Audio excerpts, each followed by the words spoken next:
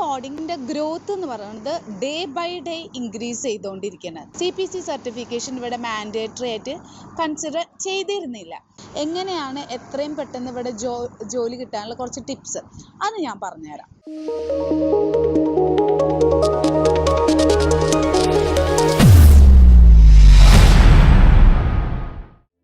Hi guys, welcome to Indus talks.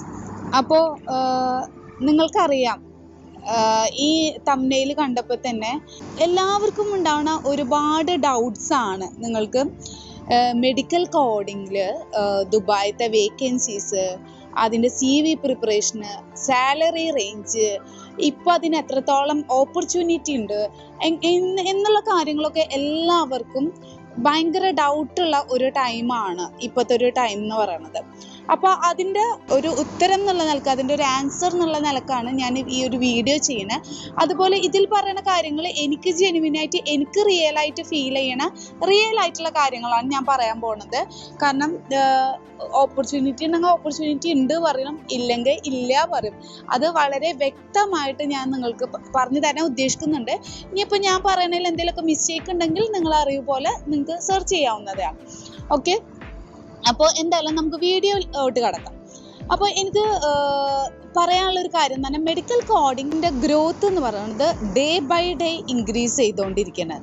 അപ്പോൾ അതിൽ ദുബായിലും അഥവാ UAE-യിലുള്ള എല്ലാ കാര്യങ്ങളുമാണ് ഞാൻ നിങ്ങളുടെ അടുത്ത് ഷെയർ ചെയ്യാൻ പോണത്. അപ്പോൾ മെഡിക്കൽ കോഡിംഗ് എന്ന് പറയുമ്പോൾ UAE-ത്തെ ആദ്യത്തെ ഒരു കേസ് എന്ന് പറയുമ്പോൾ കുറേ ഇപ്പോഴത്തല്ല, ഒരു 5 year ബാക്ക് 4 year ബാക്ക് ഒക്കെ എന്ന് വെച്ചാൽ കുറേ കുട്ടികൾ മെഡിക്കൽ കോഡിങ്ങിൽ സർട്ടിഫൈഡ് ആവാതെ തന്നെ, CPC സർട്ടിഫിക്കേഷൻ ഇല്ലാതെ തന്നെ കുറേ കുട്ടികൾ വർക്ക് ചെയ്തിരുന്നു. CPC സർട്ടിഫിക്കേഷൻ ഇവിടെ മാൻഡേറ്ററി ആയിട്ട് കൺസിഡർ ചെയ്തിരുന്നില്ല. ഇപ്പോഴും മാൻഡേറ്ററി അല്ല, പക്ഷെ ഇപ്പോഴത്തെ ഒരു കേസ് എന്ന് പറയുന്നത് നിങ്ങൾക്കറിയാം, സർട്ടിഫൈഡ് കോഡേഴ്സ് കൂടി വരണം. അപ്പോൾ കൂടുതൽ കമ്പനീസ് ആയാലും ഹോസ്പിറ്റൽസിലായാലും ക്ലിനിക്സിലായാലും അവർ കൺസിഡർ ചെയ്യണമെന്ന് പറയുന്നത് സർട്ടിഫൈഡ് കോഡേഴ്സിനെയാണ്. ഓക്കെ, അതിൽ തന്നെ നിങ്ങൾക്ക് ഞാൻ ഫസ്റ്റ് പറയാൻ പോണത് എവിടെയൊക്കെയാണ് ഈ മെഡിക്കൽ കോഡിങ്ങിൻ്റെ നമുക്ക് ജോബ് അവൈലബിൾ ആവുക പറയുന്നത്.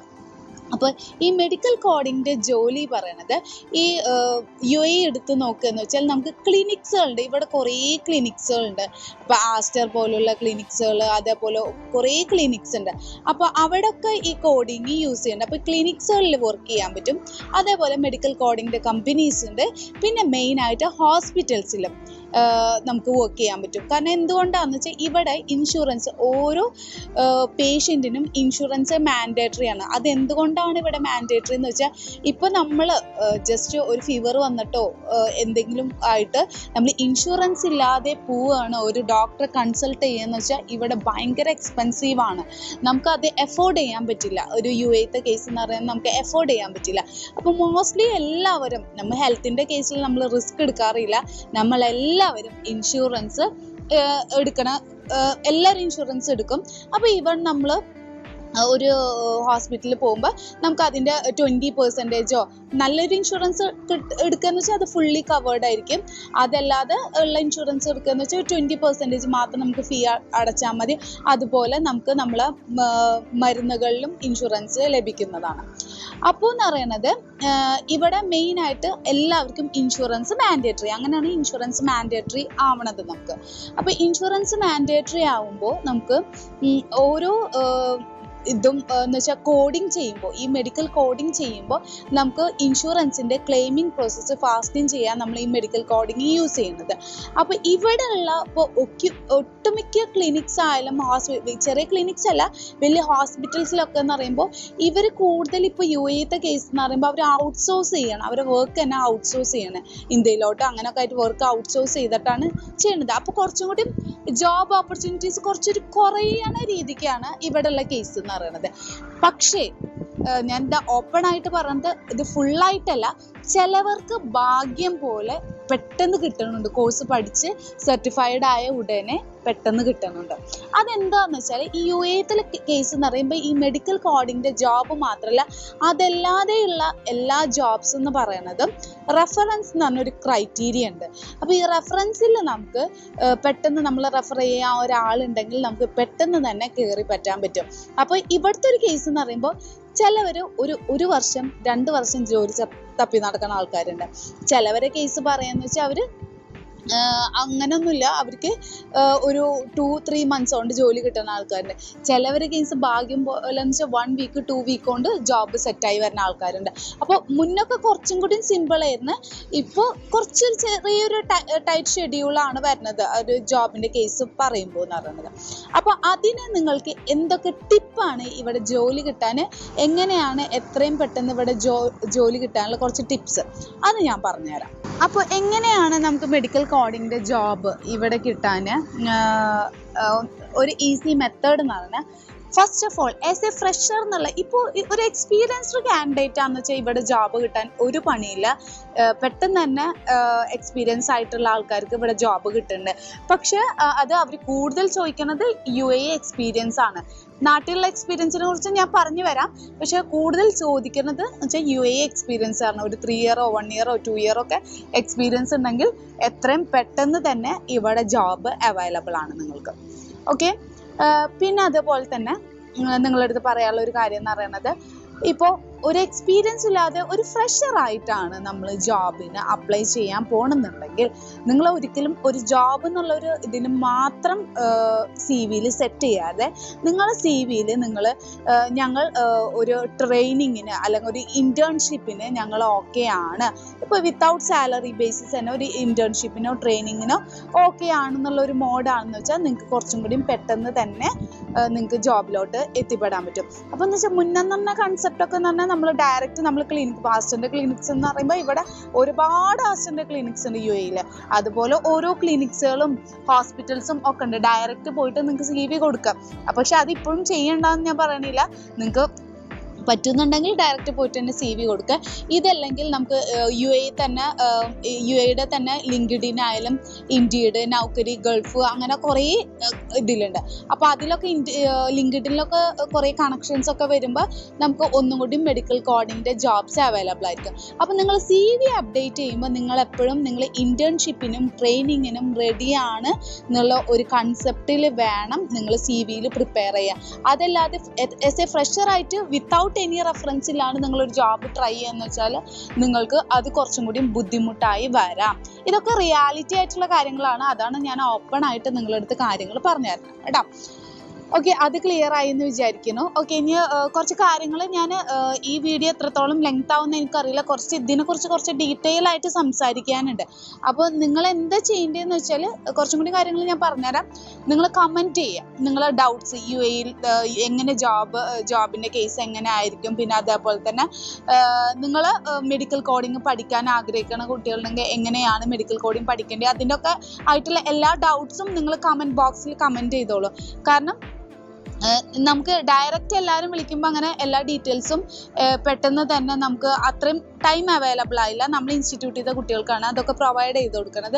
അതല്ലാതെ നിങ്ങൾക്ക് കുറേ കുട്ടികൾക്ക് ഔട്ട്സൈഡ് സ്റ്റുഡൻസിന് കുറേ ഡൗട്ട് ഉണ്ട്. അപ്പോൾ നിങ്ങൾ കമൻറ്റ് ചെയ്തോളൂ. ഒരു Q&A പോലെ ഞാൻ ടൈം പോലെ ചെയ്തുതരാം. ഈ വീഡിയോയുടെ അടിയിൽ നിങ്ങൾക്ക് എത്രത്തോളം കമൻറ്റ്സ് ഞാൻ നോക്കിയിട്ട് അതിന് എനിക്ക് പറ്റിയ സോർട്ട് ഔട്ട് ചെയ്ത്, അതുപോലെ തന്നെ എനിക്കറിയണതായിട്ടുള്ള നോളജ് ഉള്ളതും അറിയാത്ത നോളജ് ഉള്ളത് ഞാൻ ചെയ്യില്ല. അറിയാനായിട്ടുള്ള നോളജ് ഉള്ള കാര്യങ്ങളൊക്കെ ഞാൻ നിങ്ങൾക്ക് പ്രൊവൈഡ് ചെയ്ത് തരും. ഓക്കെ, അപ്പോൾ നിങ്ങൾ എന്തായാലും കമൻറ്റ് ചെയ്യുക കേട്ടോ. കാരണം ഈ വീഡിയോ എത്രത്തോളം ലെങ്ത് ആവും എന്നുള്ള കേസിൽ എനിക്ക് ഫുള്ളായിട്ട് കവർ ചെയ്യാൻ പറ്റണമെന്നില്ല. അപ്പോൾ നിങ്ങൾ കമൻറ്റ് ചെയ്തിട്ടുണ്ടെങ്കിൽ നിങ്ങൾക്ക് ഒന്നും കൂടി ഡീറ്റെയിൽ ആയിട്ട് പറഞ്ഞ് തരാൻ പറ്റും. അതേപോലെ നിങ്ങൾക്ക് ഈ ചാനൽ ഇഷ്ടമാവുന്ന സബ്സ്ക്രൈബ് ചെയ്യാൻ മറക്കണ്ട കേട്ടോ. നിങ്ങൾക്ക് ഇത് യൂസ്ഫുൾ ആണെന്ന് തോന്നുന്നതെന്ന് വെച്ചാൽ നിങ്ങൾക്ക് നിങ്ങളുടെ ഫ്രണ്ട്സിന് ഷെയർ ചെയ്തിട്ട് കൊടുക്കാം. ഓക്കെ, അപ്പോൾ ഞാൻ പറഞ്ഞു വന്നാൽ CV പ്രിപ്പയർ ചെയ്യുമ്പോൾ നിങ്ങൾ അങ്ങനെയൊക്കെ നോക്കിയിട്ട് വേണം CV പ്രിപ്പയർ ചെയ്യുക. പിന്നെ അതേപോലെ തന്നെ കുറച്ച് നിങ്ങൾക്ക് അനാട്ടമി ആൻഡ് ഫിസിയോളജിയിൽ നോളജ് ഉണ്ട്. പിന്നെ അതുപോലെ തന്നെ കുറച്ചും കൂടി നമുക്ക് മെഡിക്കൽ കോഡിങ് റിലേറ്റഡ് ആയിട്ടുള്ള കാര്യങ്ങളൊക്കെ CV-യിൽ ഉൾപ്പെടുത്താൻ നോക്കിയാൽ, അതല്ലാതെ ആവശ്യമില്ലാത്ത കാര്യങ്ങൾ വലിച്ചു വാരി ഇടാൻ നിൽക്കരുത്. പിന്നെ ഒരു സൈഡിൽ നിങ്ങൾ ഡീറ്റെയിൽസ് കൊടുത്ത് ഒരു സൈഡിൽ നിങ്ങൾ ഫോട്ടോ വിത്ത് നിങ്ങളെ അക്കാഡമിക് ഡീറ്റെയിൽസും കാര്യങ്ങളൊക്കെ കൊടുത്തിട്ട് കുറച്ചും കൂടി നിങ്ങളിപ്പോൾ ഇപ്പോൾ 2 മാസം 3 മാസം വല്ല അപ്രൂവൽസിലോ അങ്ങനെയൊക്കെ വർക്ക് ചെയ്ത ആൾക്കാരാണെന്ന് വെച്ചാൽ അതിൻ്റെ ഒരു എക്സ്പീരിയൻസും കൂടി ആഡ് ചെയ്തിട്ട് വേണം നിങ്ങളിതിൽ നോക്കാൻ.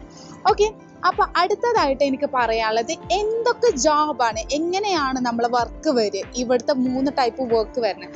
ഫസ്റ്റ് ഓഫ് ഓൾ നമുക്ക് അപ്രൂവൽസിൽ വർക്ക് ചെയ്യാൻ പറ്റും. അപ്രൂവൽസിൽ വർക്ക് ചെയ്യാൻ പറ്റും.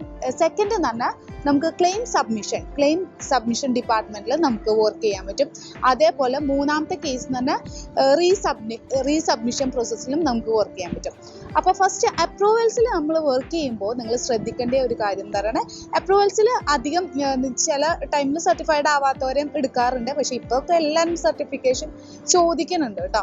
അപ്പോൾ അപ്രൂവൽസിൽ വർക്ക് ചെയ്യുന്നത് വെച്ചാൽ ഒന്നുമല്ല, നിങ്ങൾ വരുമ്പോൾ ജസ്റ്റ് നിങ്ങൾ ഇൻഷുറൻസിൻ്റെ അപ്രൂവൽസ് എടുക്കുക. ഇത് ഡിക്ലൈൻഡ് ആവോ അതല്ലെങ്കിൽ അത് അപ്രൂവൽ ആവോ എന്നുള്ളത് നിങ്ങൾക്ക് എടുക്കുന്നതാണ് അപ്രൂവൽസിൽ വർക്ക് ചെയ്യുന്നതാണ്. രണ്ടാമത്തേതാണ് ക്ലെയിം സബ്മിഷൻ എന്ന് പറയുന്നത് കൂടുതൽ ഈ മെഡിക്കൽ കോഡേഴ്സ് തന്നെയാണ് ചെയ്യുക.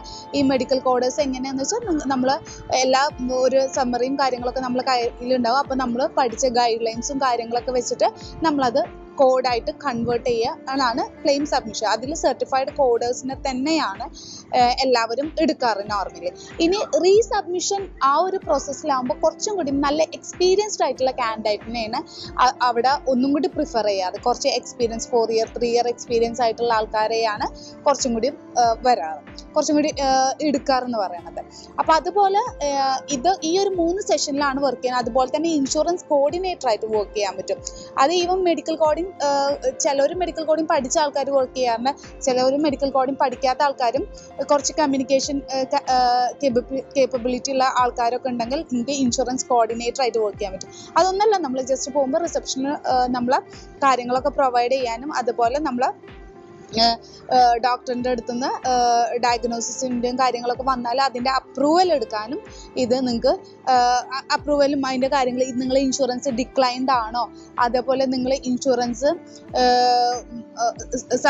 അപ്രൂവ്ഡ് ആണോ എന്നൊക്കെ അവരായിരിക്കും നിങ്ങളോട് പറയുക. ഇനിയിപ്പോൾ അഥവാ ഇൻഷുറൻസ് ഡിക്ലൈൻഡ് ആയിട്ടുണ്ടെങ്കിൽ അതിൻ്റെ കാര്യങ്ങൾ നമ്മളെ പേഷ്യൻ്റെ അടുത്തൊക്കെ ഇൻഫോർമേഷൻ എടുക്കുന്നതും കാര്യങ്ങളൊക്കെ ചെയ്യുന്നത് ഈ ഇൻഷുറൻസ് കോർഡിനേറ്റർ ആണ്. അത് മെഡിക്കൽ കോഡേഴ്സും വർക്ക് ചെയ്യാണ്ട് അല്ലാത്തവരും ഈ ഒരു ഇതിൽ വർക്ക് ചെയ്യേണ്ട. അപ്പോൾ ഈവൻ നമുക്ക് ഒരു ഇൻഷുറൻസ് കോർഡിനേറ്ററായിട്ട് വർക്ക് ചെയ്തിട്ട് അതിൻ്റെ എക്സ്പീരിയൻസ് ഉണ്ടാക്കിയിട്ട് പിന്നെ മെല്ലനെ നമുക്ക് അതിൻ്റെ ക്ലെയിം സബ്മിഷനിലോട്ട് മാറാവുന്നതാണ്.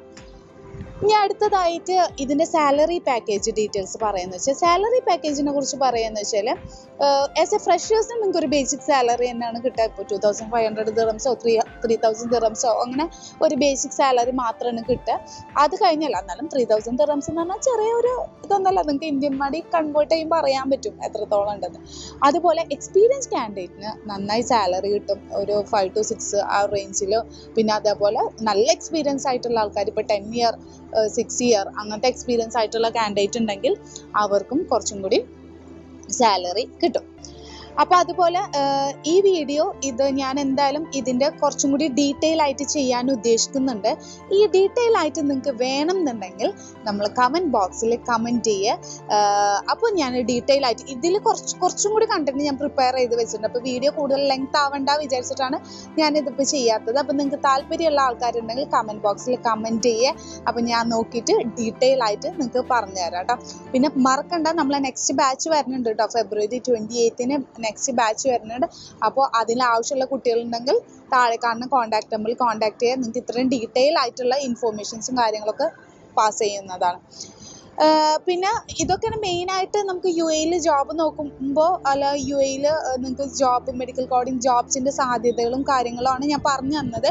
പക്ഷേ ഇനിയും ഡീറ്റെയിൽ ആയിട്ട് കുറച്ചും കൂടി ഉണ്ട് കേട്ടോ. അപ്പോൾ അതിന് വേണ്ടിയിട്ടാണ് ഞാൻ കമൻറ്റ് ചെയ്യാൻ പറഞ്ഞത്. അപ്പോൾ നിങ്ങളെ കമൻറ്റ്സ് നോക്കിയിട്ട് മാത്രമായിരിക്കും ഞാൻ അടുത്ത വീഡിയോ ചെയ്യുക. Anyway, thank you for watching this video.